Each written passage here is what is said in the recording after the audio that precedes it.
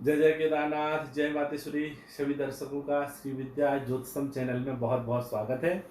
हम अपने विषय पर आगे बढ़ें, ज्योतिष संबंधित ज्ञान से आपको अवगत कराएं, लेकिन उसके पहले आप हमसे जुड़े रहने के लिए इस चैनल को सब्सक्राइब कर दीजिए, लाइक कर दीजिए। जितने ज़्यादा आप लोग मेरे से जुड़ेंगे उतना अधिक मेरा उत्साह उमंग बढ़ेगा आपको ज्योतिष से संबंधित जानकारियाँ देने में। आज मैंने बहुत ही सोच समझ के विषय का चयन किया है और यह विषय है रोग बीमारियों से संबंधित। कोरोना महामारी का यह जो भयंकर प्रकोप है, इसमें कहीं न कहीं हर व्यक्ति के मन में अपने स्वास्थ्य को लेकर के चिंता है, भय है और होना भी चाहिए, क्योंकि यह जिस तरीके से संक्रमण फैल रहा, महामारी फैल रही है, तो सभी को अपने स्वास्थ्य को लेकर के सतर्क सावधान रहना है। तथा कुंडली को देख करके भी आप यह समझ लें, यदि आपकी कुंडली में कुछ ऐसे दुर्बल योग हैं, कुछ अशुभ योग हैं जिसके कारण जल्दी आप अस्वस्थ हो सकते, परेशान हो सकते हैं, तो यह जानना भी आपके लिए बेहद लाभदायक रहेगा। तो आइए सीधे विषय पर आगे बढ़ते हैं, ज़्यादा भूमिका नहीं बनाएंगे और आपको हम समझाएंगे कि जन्म कुंडली से रोगों के बारे में कैसे विचार कर सकते हैं। देखिए, ज्योतिष शास्त्र की यह वैदिक शास्त्र है। यह वेद, पुराण, उपनिषदों, ब्राह्मण ग्रंथों से निकला हुआ शास्त्र है। इसको वेदांग, वेदों का चक्षु कहा गया है। इसलिए ज्योतिष का मूल जो है उद्देश्य यही है कि जनमानस की जितनी भी भविष्य में होने वाली शुभ अशुभ घटनाएं हैं उसके बारे में पूर्व में ही उन्हें अवगत करा सकें, उनको उसका आभास करा सकें, ज्ञान करा सकें, जिससे व्यक्ति उस चीज़ों को अपने अनुरूप बनाने का प्रयास कर सके।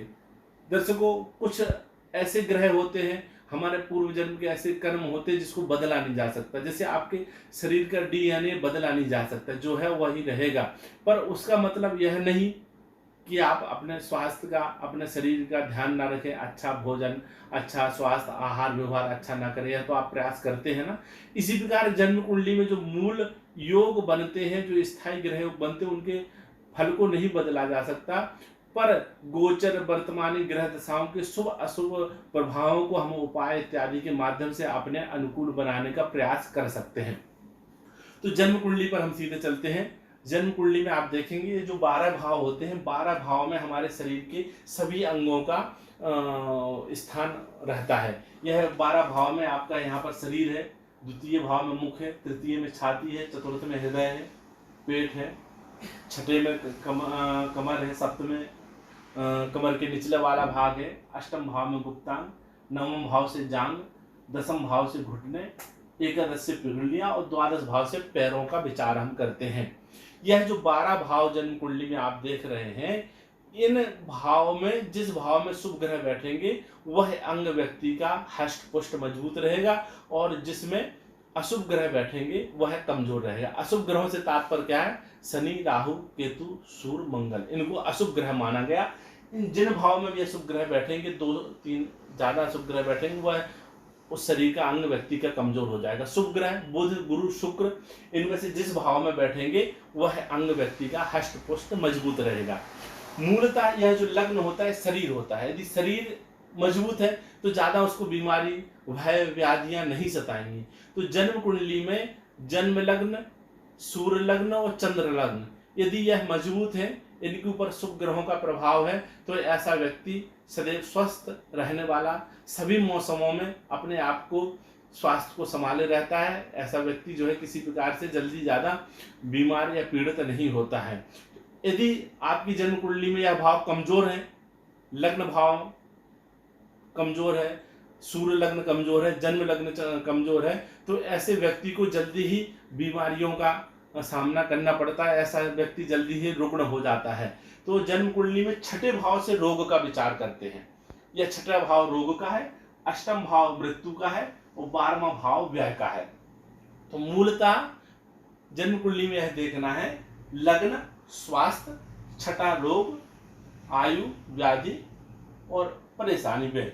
तो 1, 6, 8 और 12 यदि किसी व्यक्ति की जन्म कुंडली में इन ग्रहों में, इन भावों में पाप ग्रह हैं, तो ऐसा व्यक्ति ज्यादातर अस्वस्थ रहेगा। और कुछ ऐसे योग भी होते हैं जिनमें जन्म लेने वाला व्यक्ति, जैसे सूर्य नीच का हो, संक्रांति में जन्म लिया हो, किसी ने भद्रा में जन्म लिया हो, 3 पुत्रों के बाद में एक कन्या का जन्म हो, या 3 कन्याओं के बाद में एक पुत्र का जन्म हो। इस प्रकार से व्यक्ति का संध्या काल में जन्म हुआ है, सायं संध्या काल में जन्म हुआ है, लग्न के आगे पीछे पाप ग्रह बैठे हों, भद्रा में जन्म हुआ भद्राओं में जन्म हो, चतुर्दशी में जन्म हो, अमावस्या में जन्म हो। इस प्रकार से ऐसे बहुत से अशुभ योग होते हैं। यदि इनमें व्यक्ति जन्म लेता है तो उसको स्वास्थ्य के लिए यह योग अच्छे नहीं होते हैं। तो यह जो अशुभ योग यदि आपकी जन्म कुंडली में कोई भी है तो उस योग से संबंधित देवता का जप, उपार्जन, दान इत्यादि करके उसको अपने अनुकूल बना लेना चाहिए। अब आप जन्म कुंडली में विशेष रूप से देखें कि मैंने 12 भाव में कौन कौन से अंग पड़ते हैं। यदि इनमें पाप ग्रह बैठेंगे तो शरीर का वह अंग में बीमारी होने का भय रहता है। इसी प्रकार से सूर्य भी देखें, सूर्य सिर का संबंध रखता है, चंद्रमा मुख, मंगल छाती, बुध हृदय, गुरु पेट, शुक्र गुप्तांग, शनि पैर, राहु दांत और ओंठों भाव से संबंध रखता है। यदि यह 7 ग्रह में से जो ग्रह सप्तम भाव में जाएगा उससे संबंधित व्यक्ति को परेशानी होगी।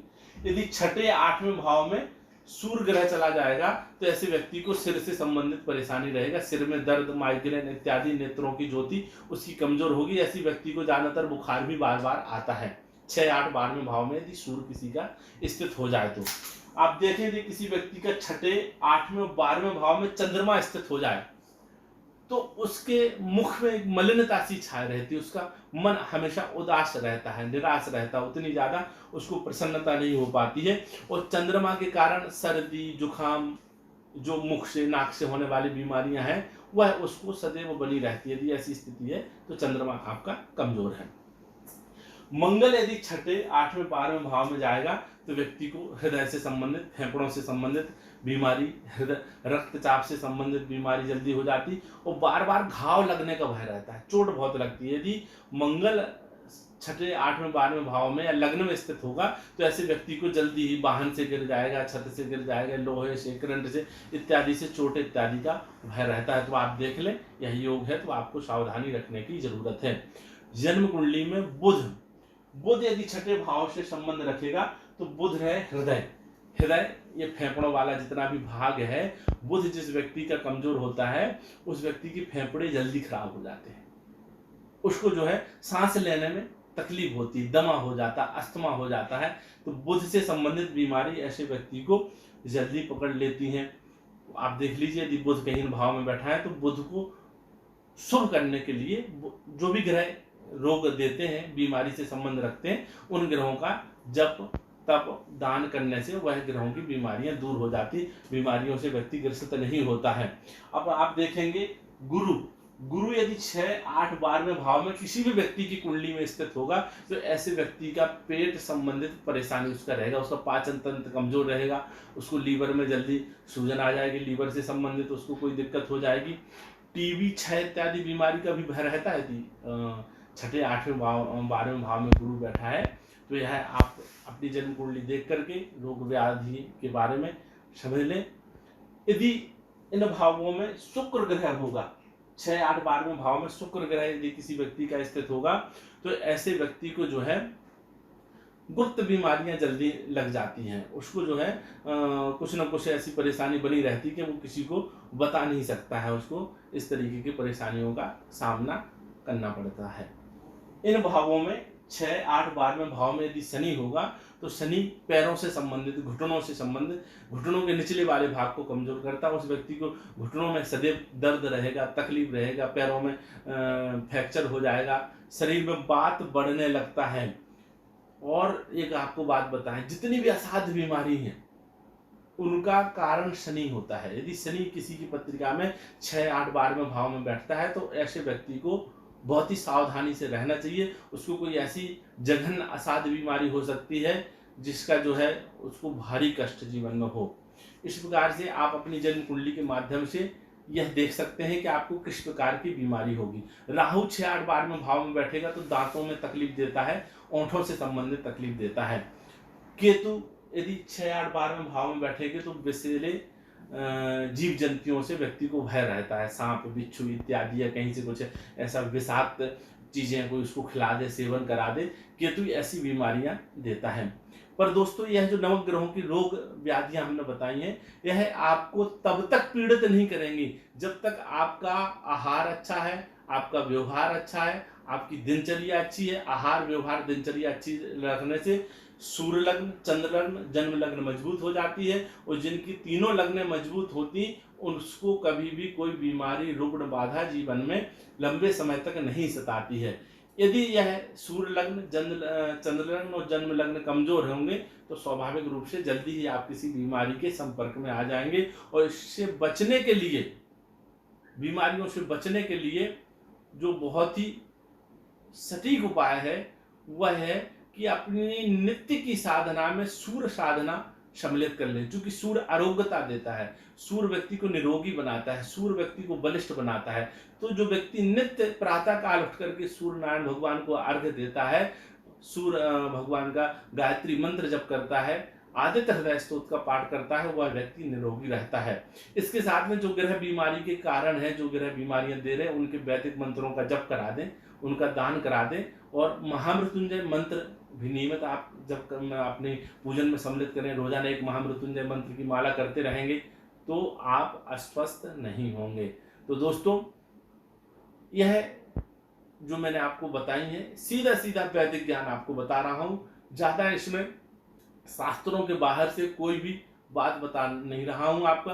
क्योंकि शास्त्र को जानने से, शास्त्र को समझने से, शास्त्रीय बातों को सुनने से भी जीवन में भगवत कृपा आती है। शास्त्रों का मनन पाठन करना भी एक तरीके की आराधना है।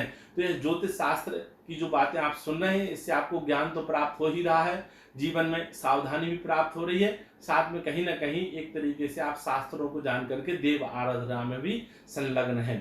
तो बहुत बहुत आप सभी को शुभकामनाएं। स्वस्थ रहिए, प्रसन्न रहिए। कोरोना काल में अपने स्वास्थ्य का बचाव करिए। हर हर महादेव।